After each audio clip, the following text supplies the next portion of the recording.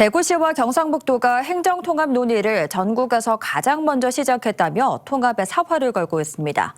그런데 이재명 정부에서 보면 후발주자여서 떡 줄 사람은 생각지도 않는데 김칫국부터 마시는 건 아닌지 우려가 나옵니다. 일단 통합부터 하자고 밀어붙이는 것도 정치적 야욕에서 비롯된 건 아닌지 의심이 점점 커지고 있는데요. 보도에 윤태호 기자입니다. 대구시와 경상북도가 행정통합 논의를 처음 시작한 건 지난 2019년 말입니다. 전국에서 가장 먼저 시작했지만 단체장들의 불협화음으로 실패로 끝났습니다. 오욕의 역사인 행정통합은 4년간 20조 원 지원이 발표된 지난달 중순에 다시 불붙습니다. 김정기 대구시장 권한대행과 이철우 경상북도지사는 전국에서 가장 먼저 통합 논의를 했다며 혜택도 가장 먼저 받아야 한다는 논리를 내세웠습니다. 하지만 이재명 정부에서 본다면 대전 충남, 광주 전남보다 늦게 출발한 후발주자에 불과합니다. 대전 충남 가서 그 얘기를 대통령이 하셨고, 그거 하니까 이제 광주 전남이 이제 좀 더 드라이브를 걸었고, 그 다음에 한참 뒤에 이제 대구 경북이 한 거 아니, 돈 20조 준다 그러니까.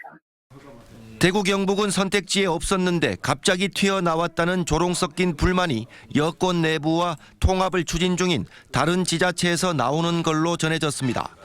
당장 6월 지방선거에서 통합단체장을 뽑아야 한다는 주장도 의문을 품게 합니다.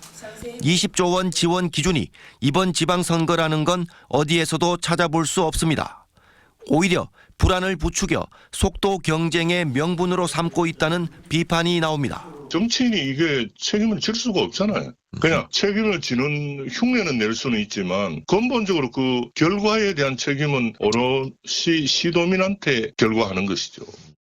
부산 경남이 주민투표를 거쳐 4년 뒤 빠르면 2년 뒤에 행정통합을 하기로 한 것은 시사점이 있습니다. 행정통합에 대한 정부 기조와 기류를 파악해 앞서가기보다 뒤따라가면서 폐해를 줄이고 내실을 챙기겠다는 포석으로 읽힙니다. 이 때문에 대구 경북의 선통합 후보안 기조는 지방선거와 그 이후의 정치 행보를 염두에 둔 대구 경북 정치인들의 야욕에서 비롯됐다는 비판이 나옵니다. 이게 만약 추진이 안 된다고 해도 본인이 적극적으로 했는데 이재명 정부가 대구 경북의 이런 의도를 적극적으로 밀어주지 않았다라고 해버리게 되면 본인이 손해볼 게 없는 위치에 있는 거죠.